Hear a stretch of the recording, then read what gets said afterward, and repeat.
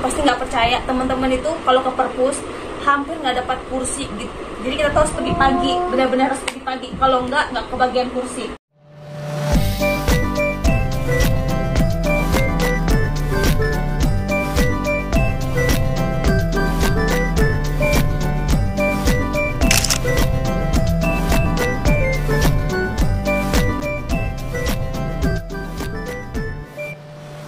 Assalamualaikum warahmatullahi wabarakatuh. Kembali lagi dengan JPMI Channel.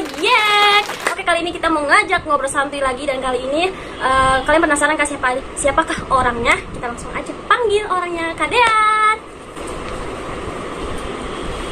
Nah, inilah Kak Dean. Nama aku Dian Furkani, seniornya Hilda di Aligar Muslim University. Sekarang lagi ngambil S2 jurusan hukum. Ya, jadi Kak Dean ini senior aku. Dia satu-satunya orang yang ngambil jurusan Law di Aligar Muslim University. Dan sebelumnya aku mau ngucapin congratulations sama Kak Dean karena dia udah selesai sidang tesisnya. Semoga kedepannya akan lebih baik lagi. Amin. Makasih Hilda juga ya, semangat. Amin. Tahun lagi ya? Tahun ini selesai. Ya bareng lah kita. Semoga semangat. Ya. Jadi Kak Dean, kita ini mau ngajak ngobrol santuy ini sama Kak Dean. Kenapa sih Kak Dean ini kan kuliah di India, kan satu-satunya orang Indonesia yang ngambil jurusan Law. Kenapa? Apa sih alasan kakak pilih jurusan Law?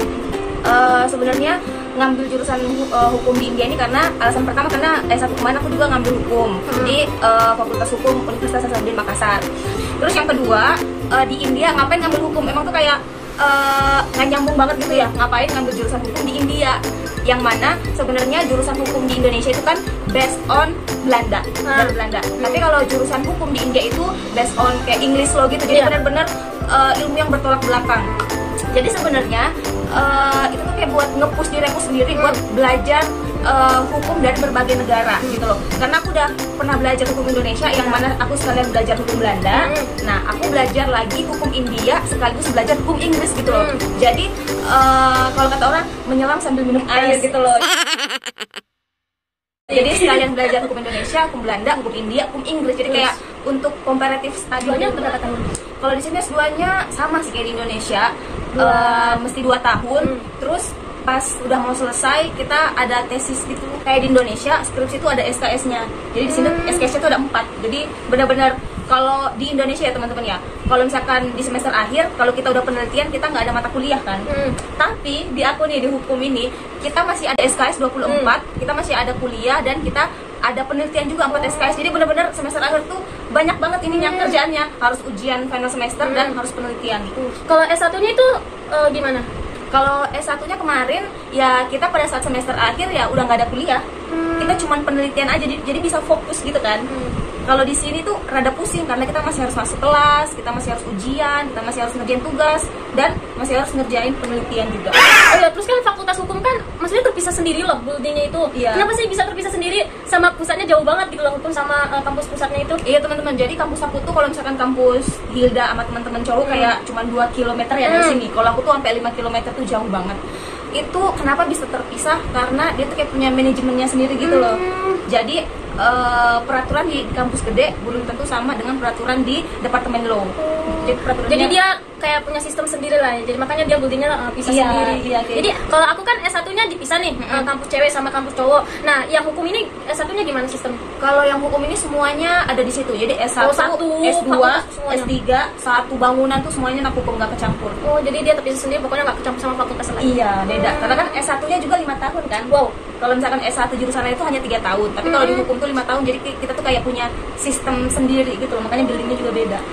Kalau di sini kan yang fakultas lain ke fakultas social science atau art tuh rata-rata semua 3 tahun gitu kan? Iya, 5 tahun tapi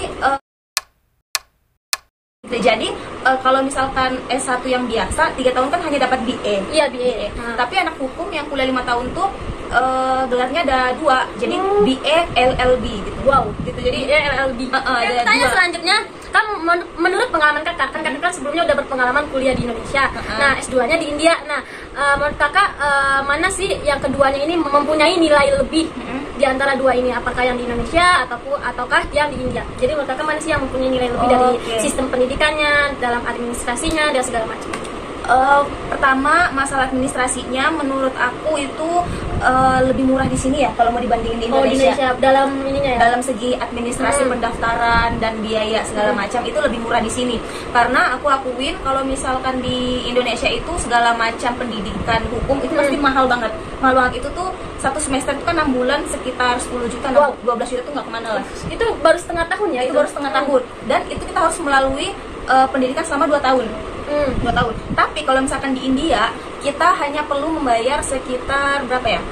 Kurang lebih 30 juta lah. 30 juta itu sampai selesai. Iya, udah nggak ada pembayaran yang kalau aku kan sekitar kalau yang S1 jurusan sosial science atau art tuh sekitar di 15 10 juta ke atas bersinyal.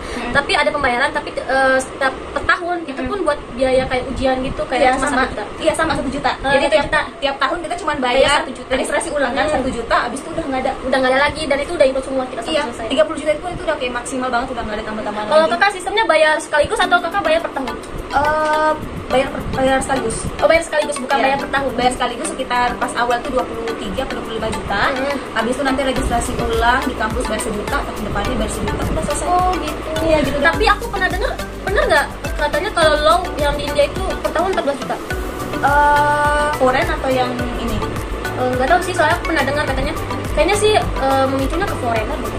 Kalau enggak, kalau aku kemarin langsung bayar 1 kali, terus pas tahun depannya aku juga sempat dengar per tahun tuh harus bayar 14 juta kan. Nah tapi pada saat aku daftar ulang kita cuma disuruh bayar biaya seperti biasa yang kayak 1 juta daftar ulang, udah nggak ada biaya. Oh, berarti itu hoax ya? Iya, sepertinya hoax ya. Kalau sistem pendidikannya ya. Nah tadi kan administrasi udah. Nah sekarang aku mau ngejelasin dari sudut pandang dosen sama sudut pandang mahasiswa. Nah kalau sudut pandang mahasiswa dulu ya, menurut aku sudut pandang mahasiswa ini memiliki nilai yang sangat positif karena di kelas aku ini mahasiswanya itu apa ya, bersemangat gitu loh,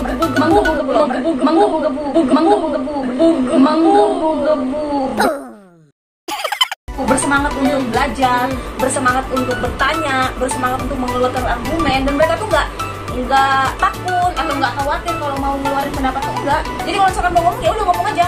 Kalau frontal gitu ya? Iya, frontal. Kalau misalkan mereka mau membantah atau melawan argumen dosen, ya langsung gitu loh, nggak khawatir, langsung dosen aku nggak setuju kayak gini. Gimana kalau gini gitu? Iya, tapi bagusnya karena mereka nggak setuju dan mereka tuh memberikan argumen yang lain yang menurut mereka cocok, nggak hanya sekedar ada solusinya gitu ya. Iya, itu loh. Jadi pada saat semester awal tuh membuat aku insecure gitu loh.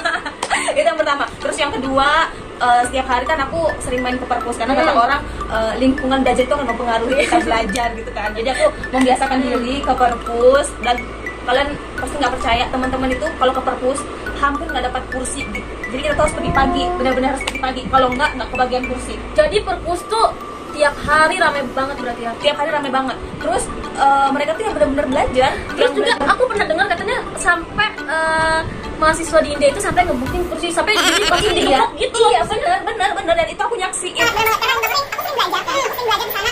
Itu tuh kejadian kalau maghrib. Jadi kalau misalkan kita telat, kita harus datang sekitar jam 6 atau jam 5 buat booking kursi. Nah, kalau udah habis maghrib kita datang udah nggak ada kursi. Jadi teman-teman biasa mereka booking kursi pakai meja, pakai buku dari panggilan, atau pakai jaket atau pakai tas, atau ada yang digembok. Itu bener guys, itu bukan hoax. Nah, itu kayak apa ya? Mereka tuh nggak mau kehilangan tempat untuk belajar, dan banyak loh. Itu perpus kita kan kedua terbesar se-Asia. Nah bayangkan berapa banyak yang bisa ditampung mahasiswa, dan kita masih kekurangan tempat untuk belajar di dalam. Jadi ya luar biasa banget sih. Kalau misalkan mau dibanding sama Indonesia, melihat belajar teman-teman di India luar biasa gitu. Karena menurut mereka hanya pendidikan yang bisa membawa mereka ke kehidupan yang lebih baik. Karena kita tahu sendiri India kan ada sistem kasta kan. Dari itu nggak bisa dirubah. Itu susah untuk dirubah. Tetapi melalui pendidikan mereka bisa membawa diri mereka dan keluarga mereka ke kehidupan yang lebih baik, dan penghormatan di masyarakat yang lebih baik daripada sebelumnya. Ya sih, di sini tuh kelihatan banget sih mahasiswa dari orang lokalnya tuh kayak mereka tuh kayak benar-benar udah punya tujuan gitu. Tujuan dia gitu kuliah tuh benar-benar ada gitu. Benar. Kalau kita masalah aku pribadi aja, maksudnya aku masih males gitu loh pergi ke perpus karena mungkin hawanya sunyi, katanya kan kalau sunyi boring gitu loh. Terus udaranya sejuk. Iya gitu. Tapi di sini tuh orang-orang sini tuh hebat banget, jadi mereka tuh mencari ilmunya mengebu-ngebu banget. Iya, benar-benar sungguh-sungguh. Itu nggak apa-apa, karena tidak ada yang namanya buang-buang waktu dalam belajar. tidak ada namanya batasan umur untuk belajar dan tidak ada namanya batasan tempat untuk belajar. Jadi misalkan udah umur 30 tahun atau kita hanya di tempat terpencil di desa, nggak apa-apa, kita masih tetap harus bisa belajar karena guru itu adalah siapa saja dan sekolah adalah